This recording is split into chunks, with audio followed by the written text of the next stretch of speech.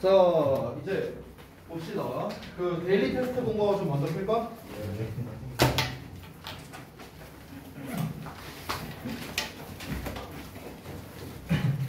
오늘 낸 데일리 테스트는 약간 저도 냄새로 내봤어요. 느낌이 비슷하더라고요. 그래서 아마 조금 난이도가 있지 않았을까라는 생각이 드는데, 자, 같이 한번 좀 보겠습니다. 자, 이제 그만 떠들고.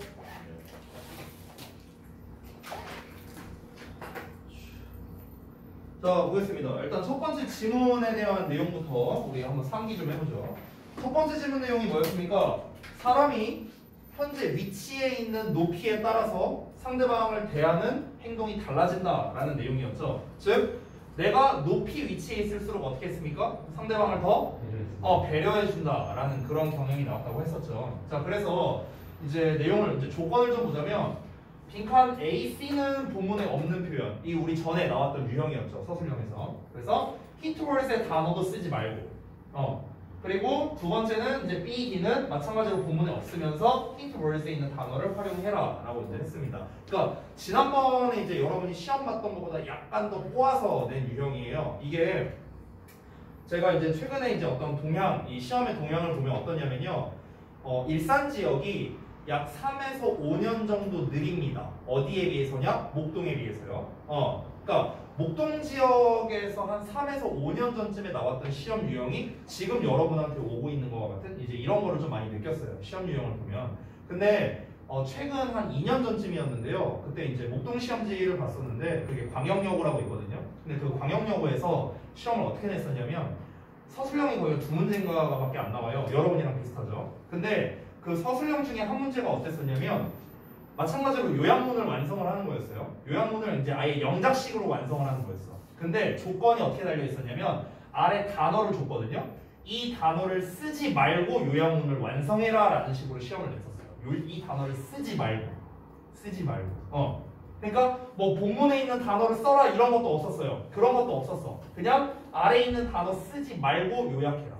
그러니까 얼마나 니네가 유의어나 반의어를 잘 알고 있느냐를 동시에 점검하는 이제 그런 문제로서 냈다는 거죠. 그거를 약간 흉내내봤습니다. 자, 그래서 정답 부분을 한번 볼게요. 보시면 원문에서는 이제 이 부분이 아마 affect로 나왔던 걸로 기억합니다. have an impact 언어로 제가 썼는데요. 이게 그냥 한 단어로 affect로 나왔었어요. 본문에서. 그래서 요소들 중 하나인데 사람들이 행동하는 방식에 이제 영향을 끼치는 건데 우리가 이제 여기서는 나눈 거죠. have an impact on이라고 뭐뭐에 영향을 끼치다. 그래서 영향을 끼치는 요소들 중 하나라고 이제 썼는데 여기에서 아까 조건에 봤다시피 A번 조건은 이제 본문에도 없고 힌트롤에도 없어야 되니까 여기서는 일단 affect는 쓸 수가 없습니다. 본문에 affect가 있기 때문에. 임팩트 가능하고요.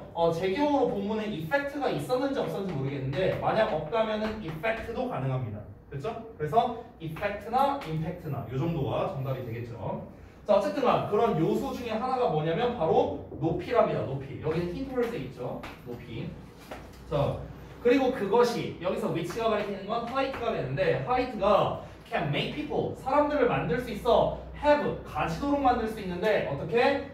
다른 상대방에 대한 더 많은 배려심을 가지게 만들 수 있다라는 거죠. 이 배려심이라는 단어 역시나 안 나와 있습니다. 그래서 이제 consideration으로 썼는데요. consideration 이외의 거를 쓸 거라면은 그때 알려드렸던 thoughtfulness 정도로는 쓸 수 있겠네요. thoughtfulness 이렇게 쓸 수도 있겠죠. 자, 그래서 상대방에 대한 배려심을 더 많이 가지게 만든다는 겁니다. as 뭐 하면서냐면 as they are located higher 더 높이 위치에 있을수록 여기서는 이제 비교급으로 이제 써주는 게 더 좋은데 왜 그러냐면 여기서의 as가 뭐뭐 할수록으로 해석이 되거든요. 이 할수록이라고 해석되는 것 자체가 비교급과 잘 어울립니다. 우리가 애초에 더 비교급의 주어동사, 더 비교급의 주어동사라는 이 구문이 있잖아. 이 구문 자체가 원래 어디에서 파생된 거냐면요. as 주어동사의 비교급, 그 다음에 주어동사의 비교급 여기에서 파생된 거야. 여기에서의 as가 뭐뭐 할수록이라는 뜻이야. 뭐뭐 할수록. 그래서 얘가 더 뭐뭐 할수록 얘는 더 뭐뭐 한다. 이거거든. 이거에서 나온 게 더비주동 더비주동이야. 그렇기 때문에 이 as가 할수록이라는 뜻일 때 이것 자체가 이 비교급과 잘 어울릴 수밖에 없다라는 거야. 왜냐면 우리가 논리적으로 생각해봐. 뭐뭐 할수록이라는 말 자체에는 어떤 비례나 반비례의 느낌이 있지 않아요? 이렇게 할수록 이렇게 된다라는 거잖아. 그렇지? 그러니까 더 뭐뭐해질수록이라는 말과 잘 어울릴 수밖에 없다는 거야. 되니? 그래서 higher가 정답이 됐다. 여기 나와 있죠. 됐나요? 자, 그 다음에 이어서 두 번째 질문을 한번 보겠습니다. 자, 두 번째 질문은 이제 우리 그때 그 상실에 대한 거였죠. 상실, 손해에 대한 거였는데 뭔가 얻는 것보다 어떤 상실로 인한 고통이 이제 사람들에게 더 많은 영향을 끼친다라는 내용이었죠. 그로 인해서 예시로 나온 게 뭐 어떤 보험에 대한 얘기도 나왔고, 그 다음에 어떤 이제 집을 사고 파는 뭐 이런 거에 대한 얘기도 나왔었죠. 자, 그래서 마찬가지로 힌트월드에서 적절한 것을 골라 써라라고 했습니다. 그러니까 힌트월드 외 단어는 사용하지 말 것. 약간 조건을 바꿨죠. 자, 그러니까 여기 있는 단어를 골라서 쓰는 건데 여기서 spontaneous라는 거는 뜻을 모를까봐 써놨습니다. 자발적인 이란 뜻이고요. 나머지는 여러분이 알만한 단어라 생각하는데 스테레오타입은 뭐죠? 고정관념이죠. 고정관념. 오케이. 자, 그러면 한번 보도록 하겠습니다. The fear of blah blah loss라고 나왔는데 잘 생각해봐. 우리 원문 요약문에서는요 이 표현이 안 나왔었어요. 안 나왔었는데 이제 제가 지난번에 수업할 때 얘기를 해줬습니다. 그러니까 사람들은요 즉각적인 손실에 대한 위협을 되게 많이 느낀다라는 식으로 얘기를 했었어요. 그러니까 여기서 상실이란 말이 나왔는데 어떠한 상실이냐? 즉각적인이란 말이 나와줘야 된다는 거죠. 즉각적인 하면 우리가 보통 떠오르는 단어는 당연히 immediate이 될 텐데 힌트 단어로 보면 immediate이 없습니다. 그래서 그와 유사어인 instant를 활용을 해준 거예요. 됐죠? 즉각적인. 자, 그래서 즉각적인 상실에 대한 공포가 두려움이 사람들을 뭐하게 만드냐면 그것에 대한 고정관념을 갖게 만든다는 겁니다. 여기서 고정관념이 의미하는 바를 여러분이 알아야 돼요. 자, 이것도 내신에 대한 팁인데요. 여러분 잘 들으세요. 보통 요약문이나 이런 시험을 낼 때요. 유사어를 활용해서 내잖아요. 본문에 있는 단어 그대로 보통은 잘 안 쓰죠. 요약문 시험을 낼 때. 그때 우리가 이 뭔가 글을 요약할 때요. 보통은 형용사나 동사를 가지고 보통 시험을 많이 출제합니다. 왜냐면은 형용사나 동사를요 우리가 한마디로 통치면 서술구거든요. 서술구. 그러니까 주어나 목적어가 중요한 게 아니라 그러니까 얘가 그래서 어떻냐라는 어떤 서술구를 보통 우리가 빈칸을 뚫는 경우가 많아요. 그런데 명사를 빈칸을 뚫는 경우도 있거든요, 당연히. 그럼 이 명사를 빈칸 뚫는 경우는 어떤 경우냐면 이 명사 자체가 어떤 함축어일 때는 보통 이 명사의 빈칸을 뚫어. 함축어. 그럼 여기에 나와 있는 이 스테레오타입이라는 것 자체가 너네는 함축어라고 생각을 해줬으면 좋겠다는 거야. 얘가 왜 함축어냐면 얘들아 여기에서 즉각적인 상실에 대한 두려움이 사람들로 하여금 고정관념을 갖게 만든다고 했잖아. 그럼 여기서 고정관념이 의미하는 게 뭐야? 고정관념? 고정관념이라는 거는 말 그대로 고정되어 있는 관념인 거죠. 변하지 않는 생각을 말하는 거죠. 그럼 뭐가 변하지 않는다는 거야? 그렇죠. 생각이 변하지 않는다는 건데 그러니까 무슨 생각이 변하지 않냐는 거죠. 제가 물어보는 거. 자, 어땠습니까? 이 상실에 대한 두려움이 이제 사람들이 크다 보니까 내가 나중을 생각했을 때는 나중에는 더 큰 손해가 올 거야. 더 큰 손해가 오지만 그럼에도 불구하고 그 행동을 안 바꾸는 거잖아. 그냥 지금 그냥 이 즉각적으로 내가 뭔가를 잃어버린다는 이 두려움이 더 큰 거야. 내가 예를 들어 지금 집을 팔면은 나중 장기적으로 봤을 때 더 큰 손해야. 예를 들어서. 하지만 즉각적인 손해를 입기 싫어서 그냥 지금 팔아버리는 거야. 예를 들자면은. 그러니까 이런 걸 두려워한다는 거잖아. 그럼 이 고정관념이라는 거는 뭔가 좀 내가 유동성 있게 어떤 여러 가지 상황에 맞춰서 내가 행동을 할 줄 알아야 되는데 이 두려움이 큰 사람들은 유동적으로 행동을 못 한다는 거지. 왜냐면 이 두려움이 크니까. 됐어? 그거를 고정관념이라고 표현을 한 거예요. 고정관념. 됐어요? 그래서 내가 그거에 대한 반대 개념으로서 flexibility를 써온 거야. flexibility. 유연성을 가질 수가 없다라는 거죠. 아시겠죠? 자, 그리고 그것은 in turn 결국에는 less people 사람들을 뭐로 이끄느냐? 더 큰 손해로 이끌겠죠. 이건 뭐 당연히 너무 쉽죠. 이거는요. 더 큰 손해로 이끈다라는 것처럼. 됐나요? 그래서 이런 식으로 한번 문제를 출제해 봤습니다. 자, 그러면 지난번에 했던 부분을 좀 이어서 할 건데 지난번에 우리 몇 번까지 했더니 좀 알려줬어요. 18번? 28번? 그 내가 나눠준 교재가 몇 번까지 있냐 혹시? 32번까지 있어요? 오케이 알겠습니다. 그러면 29번 내용을 좀 같이 볼까요? 29번. 그쵸, 어디냐? 여기다. 자, 다 있죠? 없는 사람 없죠? 프린트가 됐든 교재가 됐든. 자, 29번 질문을 또 같이 볼 건데, 자, 제가 전에도 말씀드렸지만 항상 이제 첫 문장이 중요하고요. 오늘 이제 그 사실 이렇게 말하면 좀 슬플 수도 있는데, 정규 수업은 오늘이 마지막이네요. 그렇죠? 그렇죠? 어차피 다음 주부터 내신 대비할 거고 내신 대비 끝나면 이제 저랑 수업 안 할 테니까. 그죠? 그러니까 오늘 좀 요거를 들어가기 전에 앞서서 좀 알려드릴게요. 어차피 뭐 고3반 들어가면 다 배우게 될 텐데 우리가 글을 읽을 때요 고2 상위 수준이나 이제 고3 수준에서 이제 너네가 뭐 정시로 가든 아니면 이제 뭐 학종을 준비하든 간에 어쨌든 영어라는 과목 자체는 뭐가 중요하냐면 주제를 파악하는 게 되게 중요하거든요. 주제 파악. 왜냐면요 이제 모의고사 기준으로 얘기를 해볼게요. 자, 모의고사에서 어법, 그 다음에 이제 순서, 삽입, 그 다음에 일치. 여기서 일치는 이제 뭐 도표나 이런 거 포함되는 거죠. 도표, 안내문, 내용 일치 이런 것들. 그 다음에 또 뭐가 있냐? 순서, 삽입. 나머지는 없는 것 같습니다. 네. 그러니까 여기 유형들, 얘네 도표까지 쓸게요. 도표까지. 얘네 제외하고 나머지 유형들 다 와요. 18번부터. 그럼 뭐 이제 여러 가지 유형이 있잖아요. 뭐 요지도 있고 뭐 필자의 주장도 있고 글의 목적도 있고 여러 가지 있죠. 한마디로 대입 파악이라고 퉁치겠습니다. 대입 파악. 대입 파악 유형 있고. 쌤. 응? 얘 피나요. 화장실 가고 싶대요. 뭐야? 뜯었어요? 왜? 혹시 먹은 거 체했어? 왜 손을 따고 그래? 깜짝 놀랐네. 씨발. 나 이게 수업 시간에 이렇게 피를 많이 보지. 전에 너무.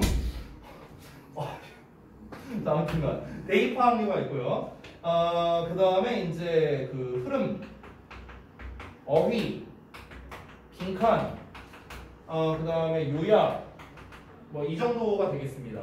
여기에서 때에 따라서 순서나 삽입은 이제 좀 변동이 있습니다. 자, 제가 좀 말씀드리고 싶은 게 있는데 뭐냐면요. 우리 이제 정시, 모의고사 수능을 기준으로 말씀드리면 듣기 17문제, 그리고 18, 19번, 20번까지 18, 19, 20번, 그리고 저기 어디냐 25, 26, 27, 28번 이제 도표 안내문 쪽이에요. 그리고 43, 44, 45번 여기까지가 이제 장문이죠. 제일 긴 거. 여기를 다 맞추면은 57점이에요. 점수가. 방금 제가 말한 거를 다 맞추면. 그럼 거기에서 방금 말한 거 제외하고 나머지 중에서 하나를 찍어서 잘 맞추면 이제 4등급이 나옵니다. 모의고사 기준으로. 근데 제가 방금 전에 말한 거에서 대부분 어떻습니까? 일치 도표 쪽이 많았잖아요. 그렇죠? 그러니까 얘네들은 사실상 그냥 당연히 맞춰야 되는 그런 유형이 되는 거고 나머지 유형들 특히 여기에서 이제 학생들이 이제 어법 쪽을 좀 많이 어려워하는데 사실 어법은요 내가 만약에 1등급을 노리는 게 아니다면요 과감하게 버려도 돼요. 모의고사나 수능을 기준으로 한다면 순서 삽입이 있죠. 요즘 그 수능 트렌드는요 이제 우리 좀 몇 년 되긴 했지만 빈칸의 문제가 개수가 줄었잖아요. 4문제로 줄었고요. 그리고 요즘 추세는 빈칸에서 어렵게 내는 추세는 아니에요. 예전에 비해서. 요즘에는 이제 어디에서 많이 내냐면 대입화학 쪽에서 좀 문제를 많이 냅니다. 어렵게. 특히 가장 어려운 게 제목이 되겠고요. 그 다음에 또 어려운 게 이제 순서 쪽이에요. 순서랑 이제 이제 제목 쪽. 이쪽에서 이제 보통 난이도를 좀 어렵게 내고 있어요. 자, 그런데 제가 이제 말씀드리고 싶은 건 뭐냐면은 하나를 빼먹었네. 밑줄 내용 쪽. 그러니까 여기에 있는 유형들을 푸는 데 있어서 결국에 우리가 뭐부터 시작을 해야 되냐면 시작점이 얘라는 거죠. 얘네들은 다소 이 주제와는 좀 무관한 경우가 보통 좀 많이 있어요. 얘네들은 특히 어법 얘는 뭐 아예 뭐 상관이 없죠. 근데 나머지들은 아니라는 거예요. 그리고 순서나 삽입도 때에 따라서 주제와 연관 지어서 푸는 경우도 있어요. 예를 들어서 제가 구조독해 하면서 알려드렸던 것 중에 하나가 however 이하가 중요하다. 뭐 그러나 이하에 보통 주제가 나오는 경우가 많다. 예시 이전에 주제가 나오는 경우가 많다. 뭐 이런 얘기를 했었잖아요. 그러니까 그런 부분을 순서나 삽입으로 문제를 낼 수 있거든. 그렇기 때문에 얘도 주제와 연관성이 있게 나오는 경우도 있다라는 거야. 오케이? 이건 지문에 따라 다르다는 거야. 그러면은 우리가 모의고사 유형 기준으로는 듣기 제외하고 약 80% 이상이 전부 다 뭐다? 여기에서 시작이 돼야 된다는 거지. 그러니까 우리가 얘가 안 되면은 건들 수 있는 문제가 없다라는 거예요. 이해되셨죠? 자, 그러면 이 이제 지문 유형의 분류를 이제 주제를 이제 파악을 해야 될 거 아니야? 주제 파악의 이제 중요성은 여러분이 이제 충분히 알 것 같고요. 우리가 이 주제가 어떤 식으로 나오냐면은 크게 3개로 분류할 수 있어요. 3개.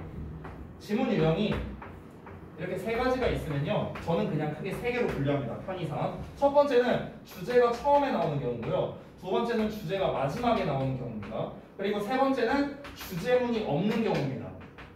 이렇게 3가지로 저는 분류합니다. 물론 예외는 있어요. 어떤 예외가 있냐면 주제가 마지막에 나오고 처음에도 나오는, 그러니까 주제가 양괄식으로 나오는 경우도 있고요. 또는 주제가 중간에 나오는 경우도 있어요. 당연히. 근데 일단 그 부분들 제외하고 이렇게 3가지로만 나눠서 설명을 드릴게요. 제가 좀 한 가지 질문 드리자면, 여러분 우리가 이제 쓰고 있는 각종 외부 지문들, 뭐 모의고사, 수능 이런 것들에 이 원문의 출처가 혹시 어딘지 아세요? 어디에서 그걸 따오는지 아세요? 그걸 일일이 만드는 게 아니에요. 평가원이나 교육청에서 따오는 거예요. 지문을. 대학. 어떤 거? 대학. 대학 논문. 오케이, 좋아요. 논문에서 따와요, 대부분. 근데 여러분 실제로 보시면은 그 논문을 올리는 사이트가 있거든요.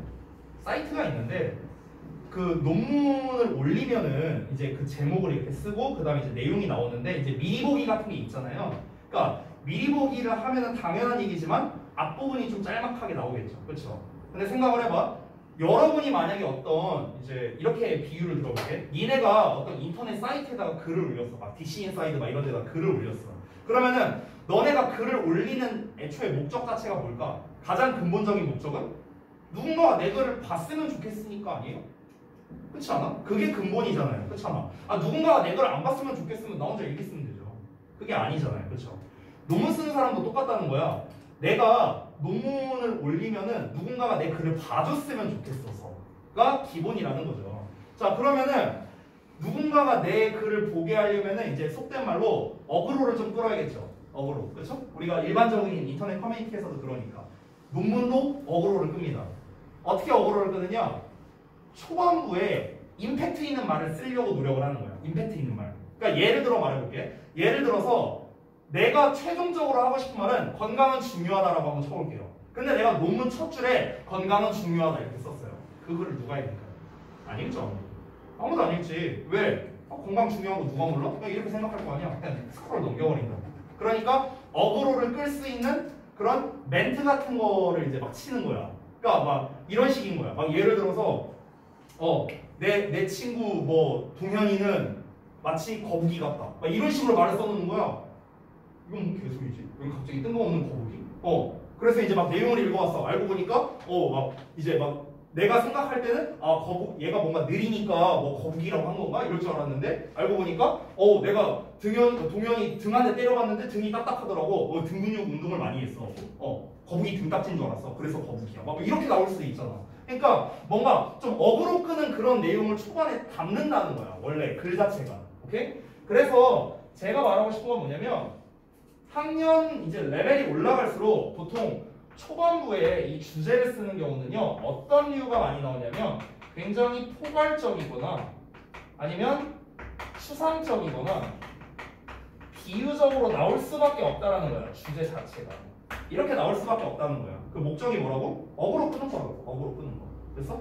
자, 그러면은 주제가 이렇게 초반에 등장을 했을 때는 여러분이 이제 뭘 생각해야 되냐면 아까 내가 말했죠. 예를 들어서 뭐 동현이는 거북이다. 이렇게 얘기를 했어요. 그러면은 우리는 뭘 알아야 됩니까? 얘가 비유적으로 지금 표현을 한 거죠. 그렇죠? 그럼 얘가 상징하는 게 뭐냐를 아는 게 중요한 거야. 그게 이 글의 주제가 되는 거고. 알겠죠? 그러니까 초반부에 주제가 나오고 이 주제 자체가 비유나 추상적으로 말하고 있다면 얘가 상징하는 바가 무엇이냐를 파악하는 게 급선무라는 거야. 이걸 알고 우리가 글을 읽는 거랑 그냥 집독지키 하는 거랑은 천차만별이라는 거죠. 오케이? 우리가 처음에 보통 학생들이 모두 대부분이 그런데 뭔가 처음이 꼬이면 계속 말려요. 니네 시험 볼 때도 마찬가지야. 내가 전에 아마 얘기했던 것 같은데 저동고는 시험지를 어떻게 낸다 했어요? 뒷부분에 쉬운 거를 배치한다 이런 얘기한 적이 있었거든? 얘기한 적이 있었어요. 앞부분에 어려운 걸 많이 내요. 1, 2페이지에 졸라 어렵게 내고요. 한 4페이지 이렇게 넘어가면은 그렇게 안 어려워요. 근데 보통 그렇게 시험을 구성을 하면은 애들이 시험을 조집니다. 왜? 앞부분이 너무 어려우니까 여기만 계속 붙들고 있어. 근데 뒤로 가니까 난이도는 낮아지는데 문제는 뭐냐? 앞에 있는 걸 풀다 보니까 시간이 없어. 그러니까 뒤에 있는 거 막 다 찍고 대충 보고 풀고 내가 충분히 풀 수 있는 것들도 대충 보고 이렇게 돼버리는 거야. 그래서 이제 조지는 경우가 많거든요. 저동고 시험지가 그래. 이번에도 그렇게 나올 거고. 그런 것처럼 우리가 앞부분에서 뭔가 이제 이 멘탈이 흔들리면은 뒤쪽에서도 흔들릴 수밖에 없다는 거야. 근데 글의 초반부에 이런 식으로 내버리니까 멘탈이 나가버리는 거야. 이거를 막 붙잡고 뭔 소리야 이게 대체 이렇게 해버리면은 망할 수 있다는 거죠. 제가 하고 싶은 말은 뭐냐면 뭔가 니네가 글 초반부를 읽었는데 뭔가 직독직해는 다 된다. 이건 일단 전제 조건이에요. 직독직해는 다 돼야 돼. 그러니까 직독직해를 다 했는데 뭘 말하고 싶은 건지 좀 감이 안 잡힐 때가 분명히 있을 거라고. 글을 읽다 보면. 그럼 그럴 때는 과감하게 넘어갈 줄 알아야 돼요. 왜냐? 어차피 그 첫 문장 보고는 알 수 있는 정보가 없습니다. 어차피 그리고 그 정보는 반드시 뒤에 나오게 되어 있습니다. 잘 들어봐요. 모의고사는요. 짧게는 3문장, 길게는 7문장, 장문독해 제외하고 7, 8문장 정도가 구성되어 있거든요. 모의고사는 굉장히 짧은 문장으로서 자신이 하고 싶은 말이나 어떤 논리적인 거를 전달하려고 하는 글들이에요. 모의고사 지문 자체가. 그러다 보니까 모의고사는 반드시 추상적으로만 글을 쓸 수는 없어요. 그렇게만 쓰면 얘가 못 알아먹습니다. 읽는 사람이 못 알아먹어요. 구체적으로만 쓸 수는 있어요. 거꾸로. 그거는 난이도가 낮을 때. 고1이나 중3 수준에서. 근데 학년이 올라가면은 반드시 추상적이고 비유적인 지문이 나옵니다. 근데 추상적이고 비유적인 것만으로 나오는 지문이 많지 않다는 거야. 수능 기준으로도 많아봐야 정말 많으면 3개예요. 정말 많으면. 보통은 한두 개 나온다는 겁니다. 오케이? 그러면은 앞부분 주제를 읽었을 때 얘가 되게 추상적이고 비유적이라면 얘를 설명하는 구체적인 내용이 나올 수밖에 없다라는 거야. 내가 말하고 싶은 거야. 그러니까 첫 문장을 읽고 애매하다면 다음 내용을 보고 이게 이런 거구나 저런 거구나 라는 거를 여러분이 빠르게 파악하는 게 핵심이라는 거야. 어떤 문제를 풀던 간에. 아까 말했던 뭐 어법이니 뭐니 이런 거 제외하고 대부분의 문제를 풀 때는 여러분의 접근 방식이 그래야 된다는 거야. 내가 니네 스팀라이트 잡서 만들어준 것처럼 뭐 도입 주제 예시 결론 다 필요 없어요. 그런 것까진 몰라도 돼. 어차피 익히지도 못해요. 그거는요. 여러분이 아셔야 되는 거는 그래서 얘가 하고 싶은 말이 뭔데 정도만 파악할 줄 알면 되는 거야. 그래서 사실 이제 예전에 고3 정시반 할 때는요. 제가 이제 알려줬던 기법 중에 하나가 그냥 2가지로 글을 분류하면 돼요. A, A형이냐, A, B형이냐 그냥 이렇게만 하면 돼요. A, A형은 단전 없이 그냥 한 주제로 쭉 가는 거고 A, B형은 중간에 단전이 있는 거고 그냥 요 정도로만 여러분이 봐도 충분하다고. 요 정도로. 알겠죠? 자, 그 다음에 두 번째 유형은요. 첫 번째 거랑 좀 비슷한 유형입니다. 주제가 맨 마지막에 나오는 지문의 경우에는요. 웬만하면 얘 갖다가 시험을 냅니다. 얘 갖다가 시험을 내요. 얘 갖다가 뭘 내느냐? 대표적인 게 빈칸이죠. 빈칸. 모의고사 유형으로 따지면 밑줄 내용 추론도 많이 냅니다. 그래서 이 마지막 내용을 이제 어떻게 내느냐? 이게 이제 앞에 있는 구성에 따라 좀 달라지는데요. 예를 들어서 앞에 추상적 주제가 나왔다고 한번 가정해보자. 아까 얘처럼. 그러면 여기는 웬만하면 구체적 주제문일 가능성이 높아요. 구체적으로 주제를 재진술하는 거예요. 재진술하는 거. 거꾸로 나오는 경우도 있는데 거꾸로 나오면 난이도가 너무 낮아집니다. 왜냐면 처음에 구체적 주제가 나와버리면 얘 읽으면 그냥 답이 나와버리거든. 그러니까 보통은 그렇게 구성을 안 해요. 처음에 추상적, 비유적인 내용을 넣고요. 이에 대한 부연 설명을 하고 마지막에 정리하는 재진술을 넣는데 여기를 이제 빈칸을 뚫는 거죠. 밑줄은 안 됩니다. 빈칸을 뚫는 거죠. 이런 경우가 있습니다. 앞부분에 주제가 없이 그냥 어떤 일화나 예시나 연구, 실험, 조사, 통계류로 글을 시작하는 경우가 있습니다. 자, 그렇게 시작을 하면은 웬만하면 주제가 마지막에 나오는데 이때 이 주제는 밑줄 내용 추론으로 내기가 더 좋은 유형입니다. 왜냐면 이때 앞에 주제가 없는 경우에는 오히려 얘가 비유적이고 추상적으로 내는 경우가 많아요. 오케이? 그러니까 양괄식으로 나오느냐 아니면 미괄식으로 나오느냐에 따라 이 주제의 유형이 달라진다를 좀 말씀드리고 싶은 겁니다. 아시겠죠? 자, 마지막으로 세 번째인데요. 주제문이 없는 경우입니다. 이 주제문이 없는 경우는 제가 방금 전에 말했던 거랑 비슷한데 그 여러분 수업할 때 그 지문을 했는지 기억 안 나네. 요 지문에서 그게 있거든요. 그 했었나? 어떤 뭐 과일 가게 사장님이 회장님이 어디 뭐 공장 시찰 갔는데 뭐 경비원이 뭐 이렇게 한다. 그 지문 했었나 혹시? 했었냐? 아, 니는 했었는데 A반 안 했나 보네요. 어쨌든간 그런 이제 지문이 있어요. 근데 그 지문 내용이 뭐냐면요. 별거 아닙니다. 짤막하게만 얘기할게요. 경비원이 있는데 그 경비원이 이제 일요일이라서 이제 공장이 닫았었어. 근데 이제 그 사장님이 와갖고 자기 손님들 데리고 공장 견학시켜 주려고 한 거야. 그래서 이제 경비원이 쫄아갖고 어휴 사장님 막 이러면서 막 그랬었대. 그래갖고 이제 사장님이 가서 아 저 여기 공장 좀 돌아봐도 돼요? 아 네네네 그러십시오 하고 이제 공장을 돌았고 이 경비원도 뿌듯했다. 그냥 이게 끝이야 내용이. 이게 끝이야. 방금 전에 내가 말한 지문은 어떤 그냥 일화일 뿐입니다. 근데 방금 전에 내가 말한 지문이 실제 모의고사에서 어떤 유형으로 나왔는가? 요약으로 나왔었어요. 요약으로. 그럼 여기에서 우리가 어떤 핵심을 어떤 키워드를 뽑아내야 되는데 이 과정이 되게 중요해진다는 거예요. 자, 정리해보자면 주제문이 없는 유형은 크게 두 가지로 분류할 수 있는데 대표적인 게 방금 말했던 일화고요. 두 번째는요. 어떤 이제 뭐 논설문이 될 수도 있고 설명문도 쓸 수 있습니다. 근데 두 번째 유형은요. 주제문이 엄밀히 따지면 주제문이 반복되는 버전이라고 생각하시면 좋을 것 같아요. 이게 뭔 말이냐면은 예를 들어 이렇게 문장들이 있어. 이렇게 문장들이 있는데 이 문장들이 각각의 소재는 다 달라. 뭐 예를 들어서 여기는 막 뭐 볼펜 얘기하고 있고 여기서는 막 뭐 초콜릿 얘기하고 있고 여기서는 막 마스크 얘기를 하고 있어. 그러니까 소재는 다 달라. 소재는 다 다른데 여기에 있는 중요 키워드를 싹싹싹싹싹 뽑아갖고 보면은 결국 똑같은 말이 되는 거야. 즉 문장을 전부 다 패러프레이징을 한 거라고요.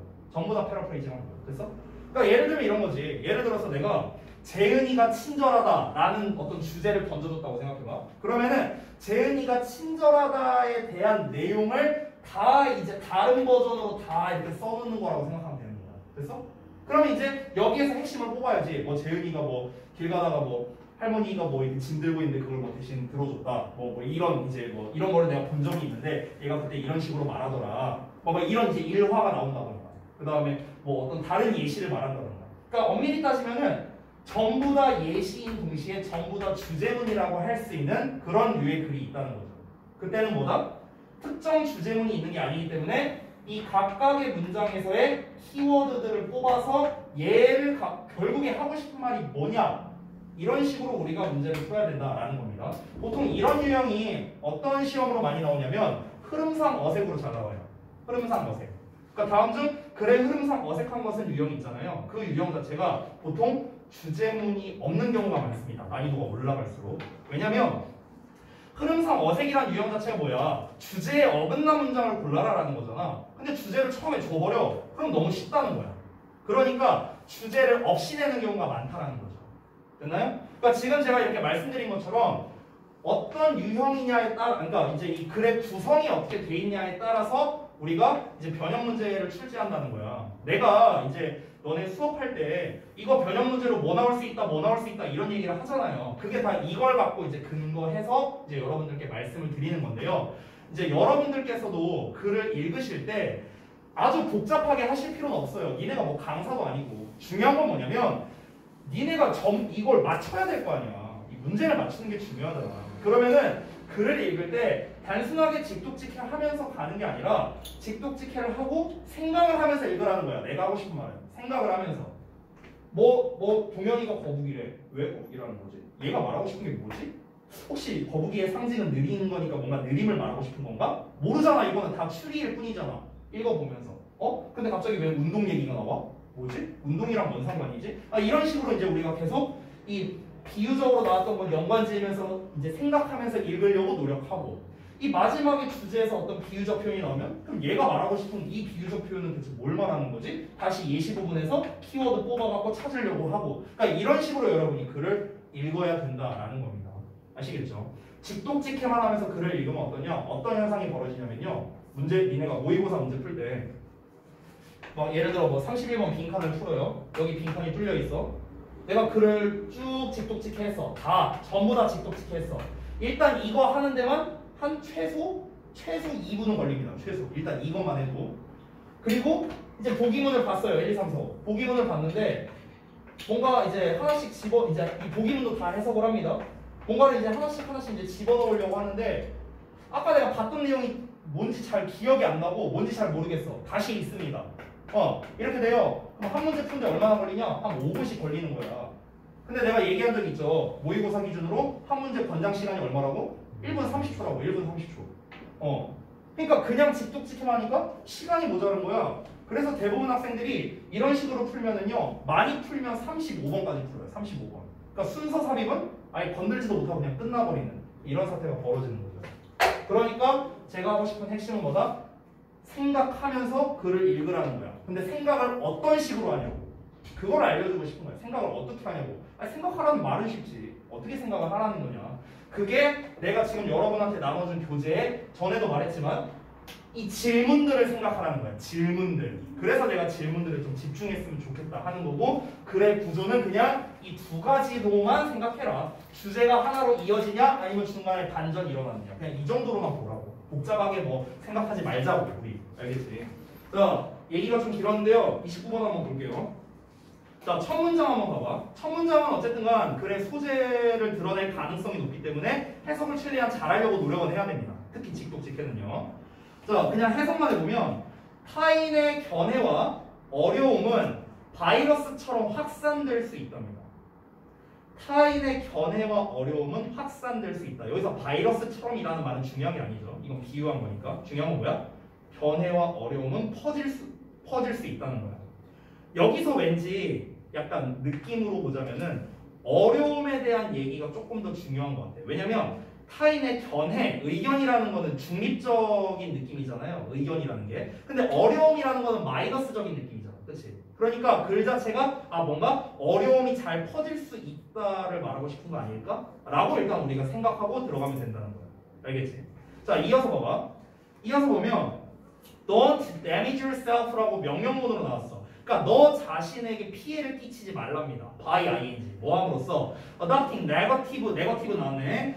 unproductive attitudes when you talk with others. 자, 다른 사람과 얘기할 때 부정적이고 비생산적인 태도를 취함으로써 너 스스로에게 피해를 끼치지 말라는 겁니다. 이게 뭔가 필자가 주장하고 싶은 내용인 것 같네요. 다시 한번 뭐라고요? 다른 사람과 얘기할 때 부정적이거나 비생산적인 태도를 취한다. 그러니까 뭔가 내가 상대방의 얘기를 듣고 있을 때 내가 되게 부정적인 태도를 취함으로써 너 자신한테 피해를 끼치지 말래요. 대화를 할 때 내가 부정적인 태도를 취하는 게 결국 나한테 안 좋은 거구나. 이렇게 생각을 해야겠네. 그치? 자, 그러면 이제 여기까지 읽었을 때 대략적으로 큰 틀은 나왔거든. 큰 틀은 나왔는데 아직 이것만으로는 글의 주제나 요약을 잡기에는 조금은 어려울 수 있습니다. 그래서 좀 더 예시 부분을 사실 봐야 돼요. 다음을 보면 If encounter sorrowful friend 너가 슬픔에 빠진 친구를 만나거나 colleague, 어떤 동료를 만난다면 어떤 동료냐? Who has suffered sudden trouble이니까 뭔가 갑작스러운 어려움을 겪고 있는 그런 동료를 만난다면 Be careful not to be overcome by the misfortune.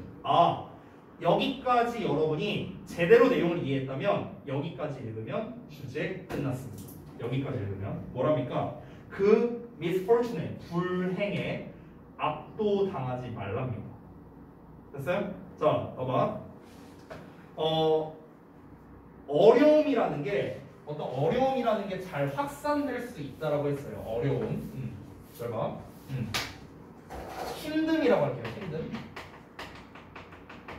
이 힘듦이라는 거는 확산되기에 쉽다.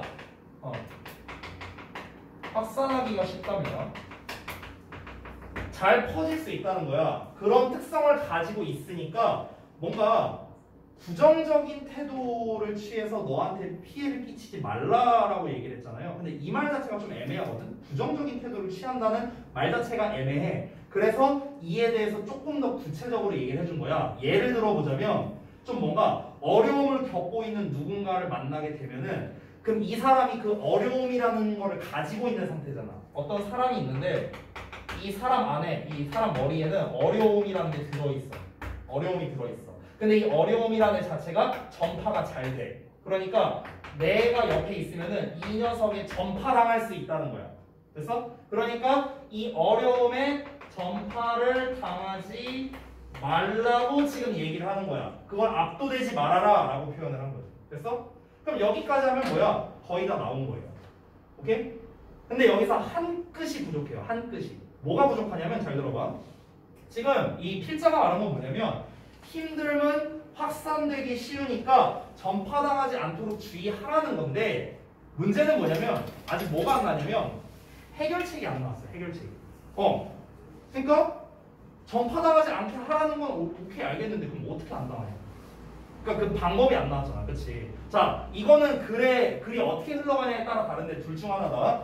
해결책이 나오면 그 해결책이 포함된 게 주제야. 알았지? 해결책이 안 나오면 방금 말한 거에서 끝나는 거야. 주제는. 알았어? 해결책이 안 나왔어. 그럼 뭐야? 얘는 확산되기 싫으니까 전파당하지 않도록 주의해라. 끝. 해결책이 나왔어. 얘는 확산되기 쉬우니까 전파당하지 않도록 주의해야 되는데 그럼 그걸 어떻게 하느냐? 이렇게 하면 된다. 이 해결책까지 나오면 요약 또는 주제가 되는 거라고. 오케이야?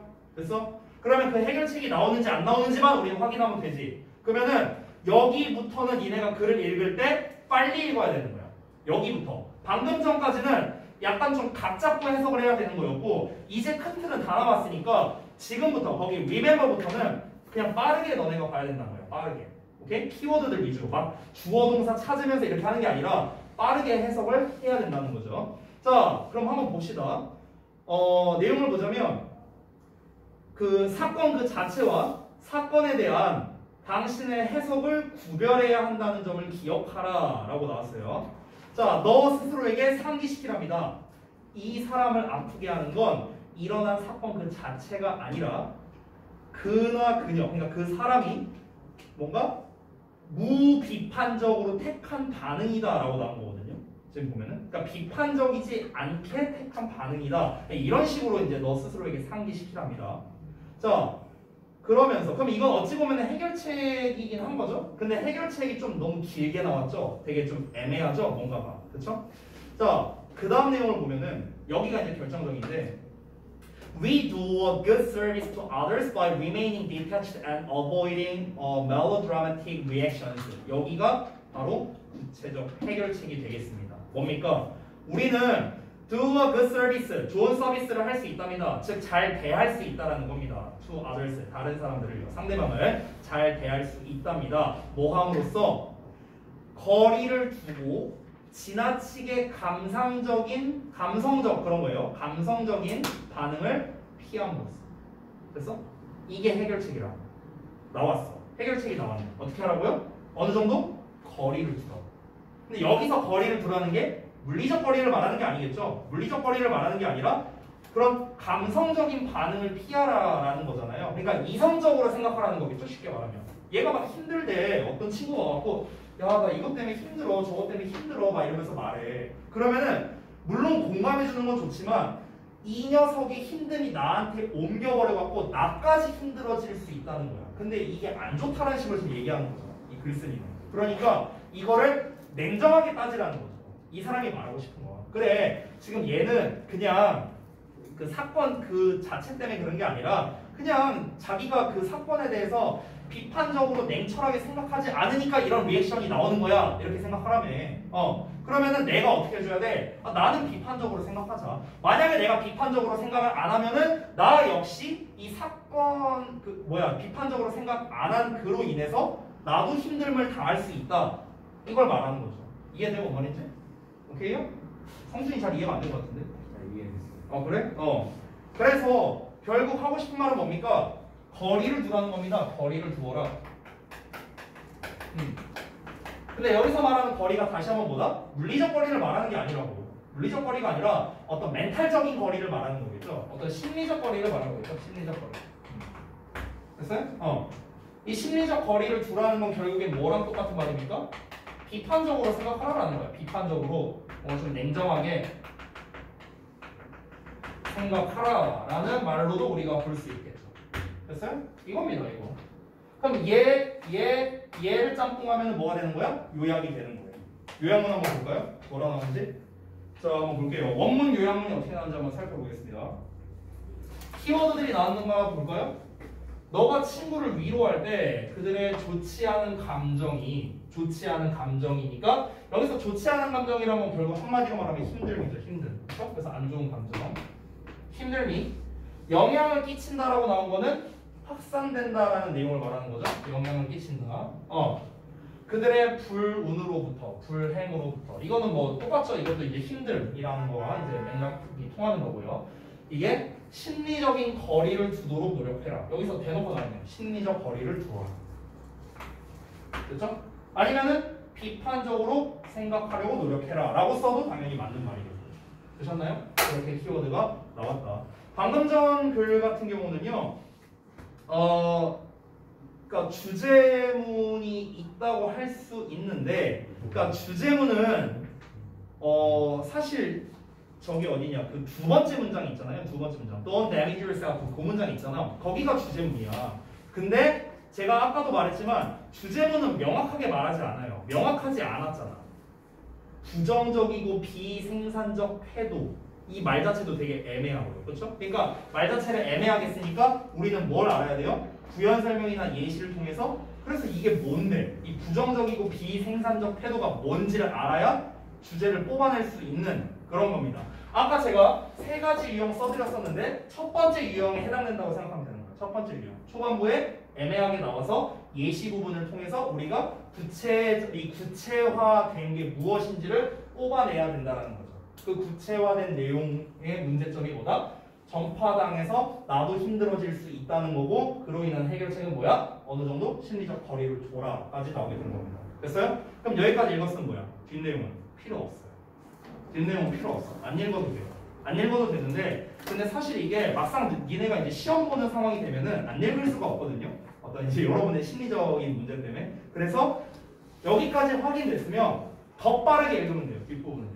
뭐 예를 들어 한번 보자면 뭐 그럼에도 불구하고 우울해하거나 상처받았거나 좌절감을 느끼는 누군가가 얘기할 때는 뭐 그들에게 친절을 베풀고 그들의 이야기를 공감하면서 들어줘라. 다만 너마저 낙담하면 안 된다. 이러고 나와.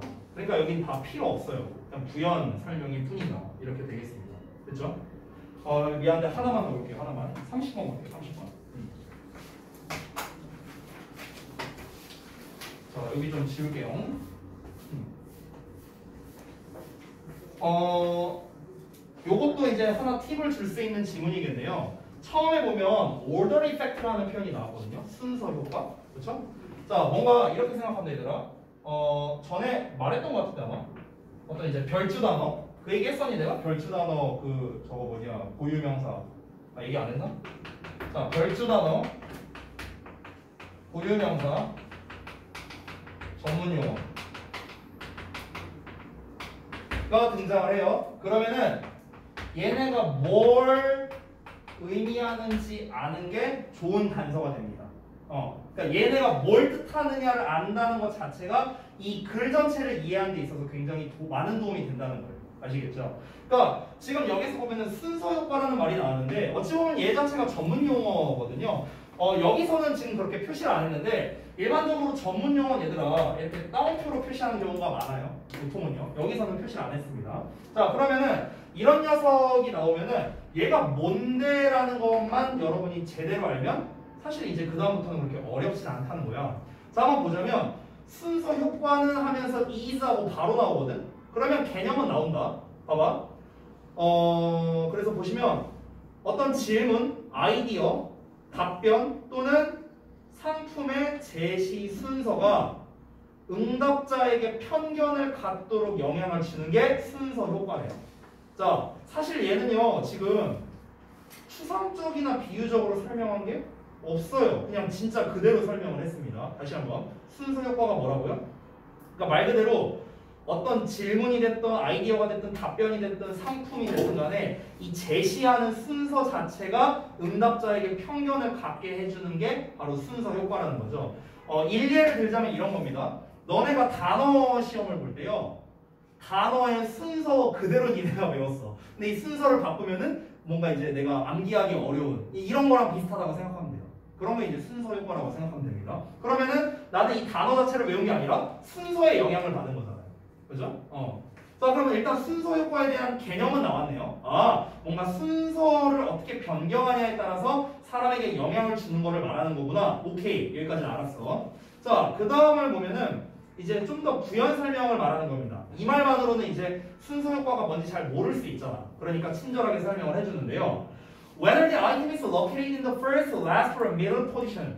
자, 그러면 그 물건이 처음, 마지막, 중간 중에 어디에 이제 위치해 있느냐가 sometimes affects, 때때로 영향을 준다라는 거야. The selection of or response to that item 하고 나와 있죠. 그러니까 가끔 그 물건에 대한 선택 또는 반응에 영향을 끼친다는 거죠. 어느 위치에 있느냐에 따라서요. 자, 그래서 이제 좀 더 자세하게 나온 것 같은데 그 다음에 우리가 전에 배웠던 게 하나 나오네요. There have been several studies. studies 나왔네. 연구네. 그럼 뭐 생각해야 돼? 연구, 실험, 조사, 통계 알려줬었죠. 그럼 첫 번째 뭐라? 연구, 실험, 내용. 그 다음에 실험, 결과. 그 결과를 통해 알 수 있는 것. 이 세 가지 신경 쓰라 했지. 그거 항상 똑같아. 자, 그래서 연구가 있었다. 그러면은 연구가 있었다만 보면 돼. 대절이야? 별로 중요하지 않습니다. 어차피 방금 전 내용이랑 똑같아요. 그 대절이야 내용은 뭐냐면 초기 자극이 후기 자극에 대해 참고의 틀로 작용하는 순서 효과에 주목한 많은 연구가 있어 왔다라는 거야. 그러니까 아, 순서 효과라는 게 진짜 있구나 하는 연구가 많이 있었다고. 자세히 볼 필요 없어요. 그 뒷내용이 중요하겠죠. 어떻게 나오는지 한번 볼게요. 뭐 로버트 어쩌고라는 사람이 이제 응답자들한테 여러 직업들의 리스트에다가 등급을 매겨보게 했대요. 등급을 매기게 시킨 거야. 그리고 그 직업들의 순서와 상관없이 처음 제시된 직업이 최고 또는 최저점을 받았답니다. 그럼 실험 내용이랑 결과가 한 방에 나왔네? 그렇죠? 실험 내용은 뭐였어요? 직업 리스트에 등급을 매기는 거야. 그리고 어떻게 한다? 그 직업이 이제 이게 쭉 나열돼 있었을 거냐? 그 직업이. 근데 그 나열되어 있는 순서랑 상관없다는 거야. 지금 여기서 말하는 거는 나열된 순서가 중요한 게 아니라 제시하는 순서가 중요하다. 제시하는 순서. 그래서 그거랑 상관없이 처음 제시된 직업이 최고 또는 최저점을 받았다라는 것 자체가 이게 어떤 순서 효과의 일종이다를 말하고 싶은 거겠죠. 그렇죠? 자, 또 다른 연구가 나오는데 in another study 나오죠. 자, 또 다른 연구에서 어떠냐면 피실험자들은 절대 사지 않겠다. 그리고 반드시 사겠다. 이의 범위에서 이 음료수 구매 의사를 한번 표시해 보도록 요청을 받았다라고 나오는데요. 그들은 뭔가 이제 그 처음으로 그 뭔가 이렇게 시음한 이제 시범으로 마셔본 음료수에다가 확실히 더 높은 점수를 줬답니다. 자, 그러니까 지금 여기에서 말하고 싶은 게 뭐냐면 실험을 두 개로 나눠볼게요. A 실험, B 실험으로 나눠볼게. A 실험은 어땠냐면요. 여러 직업의 리스트에 순위를 매겨보겠고 B 실험은 음료수 구매 의사를 한번 표현해봐라 라고 한 거였어. 근데 A 실험의 결과가 어떻게 나왔어? 처음에 제시된 직업이 최고 또는 최저점을 받았대요. 오케이? 그러니까 무조건 좋다 나쁘다로 얘기할 수 있는 게 아니야. 그러니까 최고 아니면 최저 둘 다 나왔다고 했으니까. 근데 B 실험도 어땠다? 처음에 마셔본 음료수에 더 높은 점수를 줬다라고 했습니다. 그러면 여러분 이걸 요약할 때 주의점이 있어요.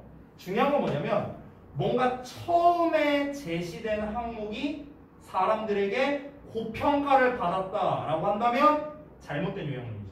이건 잘못된 요약문이죠. 고평가를 받은 게 아니죠. 왜? A 실험에서는 어땠어? 최고 또는 최저점이라고 했잖아. 그치? 그러니까 고평가를 받았다라고 말하면 안 되는 거야. 다른 표현을 써야 되거든. 어떻게 쓰는 게 좋을까? 맨 처음에 제시된 어떤 항목이 사람들에게 어떤 평가를 받았을까? 어떤 평가라고 말하는 게 좋을 것 같아? 그게 핵심이야. 그 어떤이 뭘까? 인식이 잘 된다. 인식이 잘 된다? 인식이 잘 된다. 인식이 잘 되는 평가예요, 그러면? 그러니까 어떤 평가를 받았냐는 거야. 어떤 평가? 좀 자, 최고 아니면 최저였고 그리고 무조건 사겠다 이렇게 했대요. 그러면 이건 뭐야? 중간이 없는 거죠. 중간이 없는 거잖아. 이거 아니면 이거니까. 그럼 이걸 우리가 뭐라 표현하면 돼요? 그렇지. 바로 그겁니다. 극단적인 거야. 극단적인. 이 극단적인이라는 표현이 안 나와 있어. 안 나와 있는데 이 두 실험을 통해서 알 수 있는 거죠. 됐나요? 됐어요? 그래서 요약문을 보면 어떻게 나오냐면 얘들아 방금 니네가 말한 것들이 다 나와. 이것을 통해 뭘 알 수 있냐? 이 연구 결과를 통해 알 수 있는 사실이 내가 요약문이라 했었잖아. 이게 뭐냐고. 맨 처음 게 뭐다? 극단적인 평가를 받았어. 극단적인 평가. 됐어? 극적인 평가. 됐어? 극단적인이니까 우리가 extreme 써도 되고요. 아니면은 그냥 dramatic이라고 써도 됩니다. 근데 extreme이 좀 더 좋아요. 왜냐면 양극단의라는 뜻이기 때문에 극단의. 그래서 extreme한 레이팅을 받았다, assessment를 받았다 이런 식으로 표현하는 게 더 좋겠죠. 그래서 실제 요약문에서 어떻게 나왔습니까? 여기 지금 이 글에서 키워드 2개만 뽑아봐. 우리말로. 이 글의 키워드 2개. 월스트. 일단 첫 번째라는 거. 그리고 극단적인 거. 됐어? 처음에 뽑은 게 극단적이었다. 그래서 실제 시험에 어떻게 나왔어? Initial, Extreme. 2개 빈칸 줄였지. 얘가 키워드니까.